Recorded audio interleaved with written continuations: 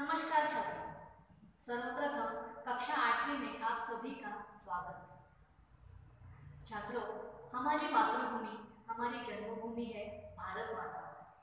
हमारी इस भारत माता के प्रति हम सबके मन में बहुत सारा प्रेम रहता है।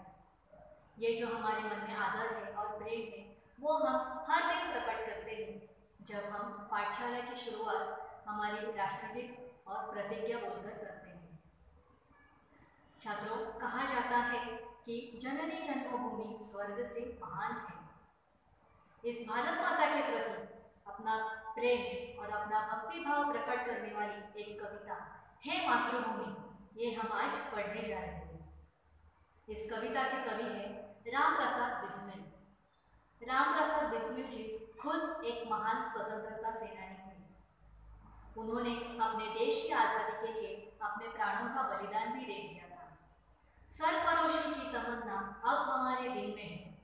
ये जो प्रसिद्ध गीत है, इस गीत के कवि या लेखक ये रामप्रसाद बिस्मिल जी ही है।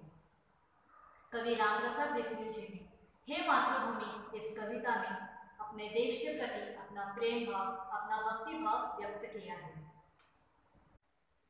सर्वप्रथम कवि कहते हैं, हे मातृभूमि, हे मातृभूमि, तेरे चरणों में शीश नवाऊं।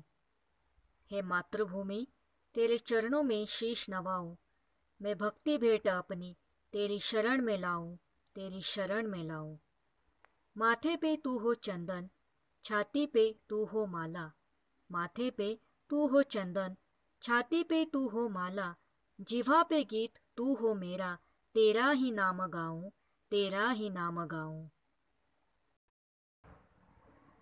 कवि कहते हैं कि हे भारत माता, हे मेरी माता, मैं तुम्हारे चरणों में मेरा सिर झुकाता हूँ, मैं तुम्हें नमन करता हूँ।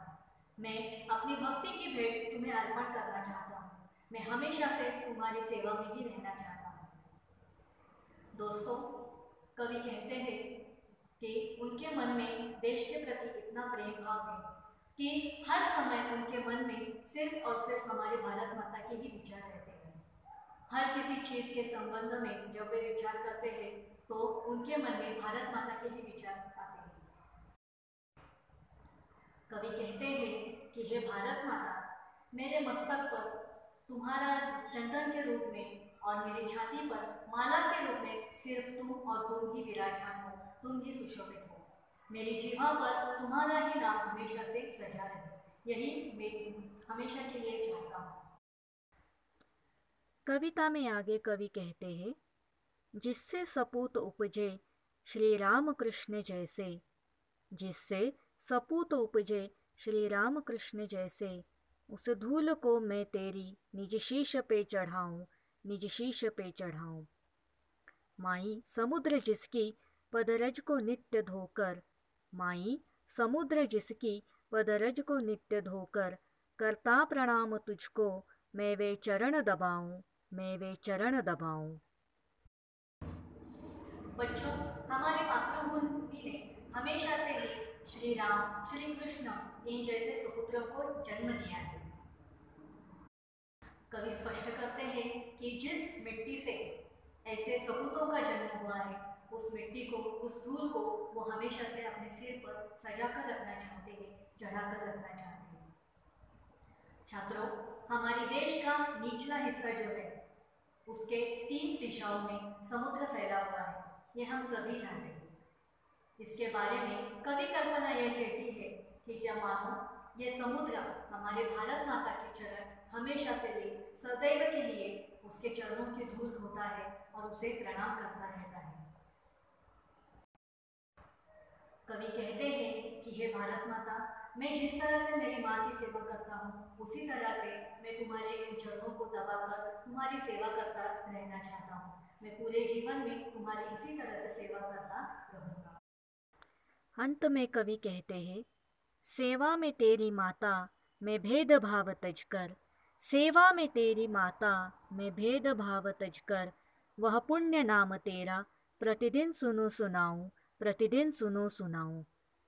तेरे ही काम आऊं, तेरा ही मंत्र गाऊं। तेरे ही काम आऊं, तेरा ही मंत्र गाऊं। मन और देह तुम पर बलिदान मैं जाऊं, बलिदान मैं जाऊं। कवि कहते हैं कि हे माँ, मैं हमेशा और हमेशा मेरा पूरा जीवन तुम्हारी सेवा में समर्पित करना चाहता हूँ। मैं अपनी मातृभूमि के लिए हर प्रकार काम आना चाहता हूँ। तुम्हारा ही नाम मैं जपना चाहता हूँ। जिस तरह मंत्रों का जाप किया जाता है, उस तरह मैं तुम्हारा नाम जपता रहूँगा। मैं सदैव तुम्हारे ही गुणगान सुनना चाहता हूँ और तुम्हारे ही गुणगान दूसरों को सुनाना चाहता हूँ। हर किसी प्रकार के भेदभाव को त्याग कर मैं तुम्हारी सेवा करता रहना चाहता हूँ। हे भारत माता, मैं अपना पूरा जीवन तुम्हारे लिए बलिदान कर दूंगा और इसी तरह से तुम्हारे लिए मेरा पूरा जीवन समर्पित कर दूंगा। उसके लिए अगर मुझे मेरा तन मन धन कोई भी किसी भी चीज़ को निछावर करना पड़े तो भी मैं किसी के बारे में विचार नहीं करूँगा। छात्रों, इस तरह से कवि अपने देश के प्रति अपना प्रेम भाव और भक्ति भाव व्यक्त करते हैं। कवि रामप्रसाद बिस्मिल जी ने अपना पूरा जीवन, जिस तरह उन्होंने कविता में कहा है, उसी तरह से अपना पूरा जीवन उन्होंने हमारे देश के लिए अर्पण कर दिया और उसी तरह से अंत में अपने प्राणों का बलिदान भी दे दिया। छात्रों, जिस तरह रामप्रसाद बिस्मिल जी है, उसी तरह से हमारे देश में अनेक स्वतंत्रता सेनानी होकर गए जिन्होंने अपना पूरा जीवन भारत माता के लिए अर्पण किया और अपने प्राणों को बलिदान कर दिया। इसके कारण हमारा कर्तव्य है कि हम उनके बलिदान को कभी भी ना भूलें। हमारे देश के प्रति, उनके बलिदान के प्रति हमारे मन में हमेशा से देश प्रेम और आदर का भाव जागरूक रहना चाहिए। छात्रों, इस कविता के लिए आपके लिए आज के दिन का कार्य है कि ये कविता आपको सुंदर हस्ताक्षर में लिख कर लाना है और उसी के साथ साथ उन कठिन शब्दों के अर्थ आपको लिखने हैं। उसके बाद आपको जो कविता में नीचे दिया गया स्वाध्याय है, वो स्वाध्याय आपको पूरा करना है। धन्यवाद।